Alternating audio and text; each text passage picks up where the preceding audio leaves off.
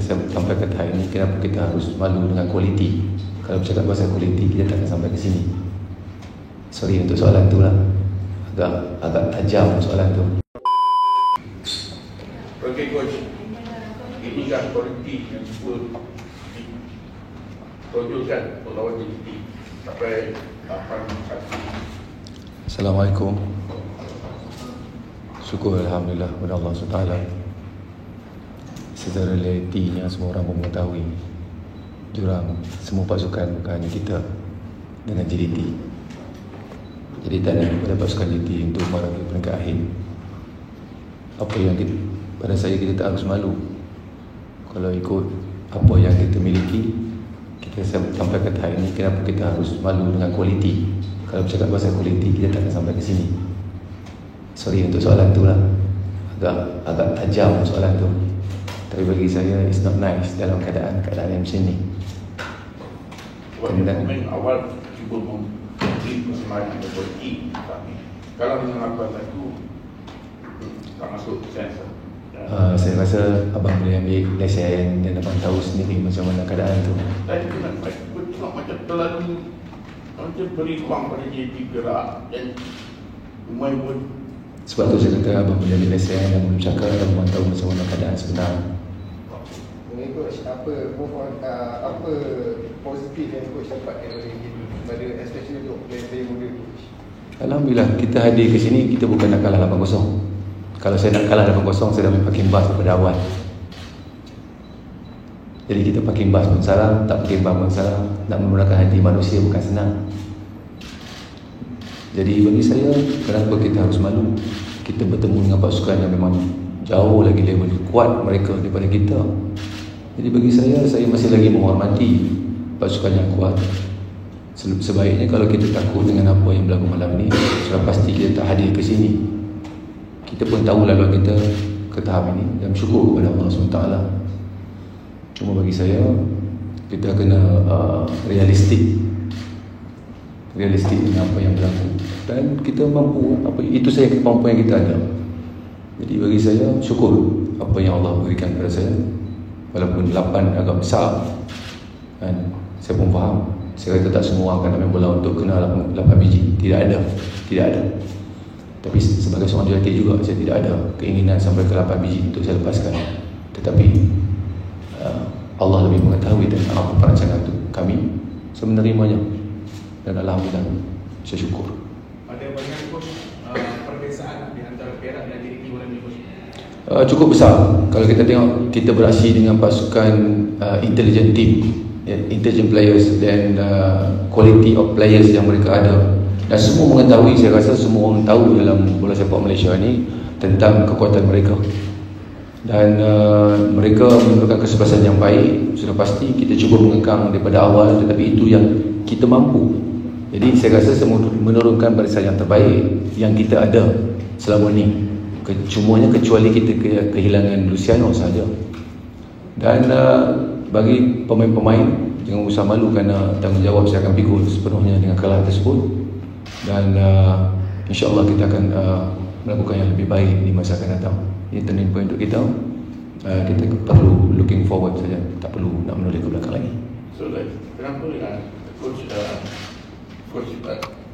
goalkeeper seorang lagi tu yang selalu main juga tapi tidak diturunkan, ada gradation ke masalah? Tak ada masalah. Kita cuma menunjukkan yang terbaik yang kita ada ketika ni, prestasi semasa diambil kira. Coach, kecewa tak coach dengan keputusan malam ni? Sudah pasti tidak ada jurulatih yang tidak kecewa. Dan semua orang pun tahu, semua jurulatih di Malaysia ni pun mengetahui tentang kekuatan pasukan JDT. Cumanya sikit dan banyak saja yang perlu dibolos. Jadi tidak ada pasukan yang datang untuk terima bolos yang banyak, tidak ada. Jadi para pemain memberikan yang terbaik dan itu sahaja kemampuan yang kami ada kalau nak dinilai ataupun diberi perbezaan antara kami dengan JDT. Jadi sudah pasti semua pemain perlu mengambil iktibar yang cukup baik kerana ini satu pengalaman yang amat berguna kepada para pemain muda terutamanya. Dan jika dilihat, bukan saja pemain muda yang melakukan kesilapan, semua orang melakukan kesilapan. Di segi bagi saya tak perlu merintih keterlaluan. Dan kita looking forward untuk 3 perlawanan yang akan datang untuk dalam Liga pada hujung bulan 11 nanti. So bagi 3 perlawanan itu apa perancangan? Buat masa ni kita just tunggu apa yang dah lihat dalam masa yang terdekat. Untuk kita ada masa lagi 23 hari sebelum bertemu dengan Selangor. Walaupun kita tahu Selangor perlu mendapat kedudukan yang terbaik dalam liga, kerja kita adalah untuk memperkemaskan permainan kita, kerana tim ini akan kita melihat kepada musim hadapan. Jadi daripada sekarang saya menanamkan apa keinginan saya, dan kita tidak perlu takut dengan kesilapan, dan insyaAllah we akan back.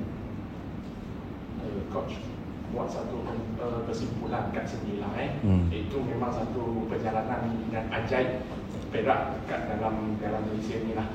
Okey, menang Kedah, menang Sabah, okey, sampai semi-final. Okey, ini apa bermakna kepada tim sama coach? Sudah pasti kekuatan as a pasukan, sebab kita tidak ada siapa yang lebih dan kurang dalam pasukan. Kita itu saja yang kita ada daripada awal. Semuanya saya berterima kasih kepada pemain sendiri. Tanpa mereka, kemajuan yang ditunjukkan saya hanya membantu. Dan selebihnya, kalau seandainya pemain tidak boleh mengikuti ataupun tidak mahu mengikuti, saya tak mampu untuk mengubah sesuatu pun. Jadi tidak semua orang melihat kepada kebaikan. Orang sedia maklum melihat kepada satu perkara yang kita buat salah dan orang terus menghukum. Jadi bagi saya itu lumrah hidup dunia, dan saya tak risau dengan apa yang berlaku, dan saya rasa pemain saya amat belajar kerana kita tidak melakukan banyak perubahan untuk musim hadapan. Jadi kita cuba kekalkan apa yang kita perlu tunjukkan. Kita tak perlu melihat apa kekuatan yang ataupun apa nama-baikan yang harus kita lakukan dengan serta-merta. Jadi apa yang ada hari ini, saya bersyukur, dan pemain membuktikan, dan mereka melihat dalam perlawanan-perlawanan daripada pusing yang kedua sehingga hari ini mereka berada di mana daripada awal pengambilan saya pada 28 Mei sehingga hari ini, iaitu 2 November. Dan sekali lagi saya katakan banyak perubahan, dan syukur sangat-sangat saya memiliki sekumpulan pemain muda dan senior dan pemain import yang ada hari ini untuk sama-sama membantu saya demi menguatkan pasukan.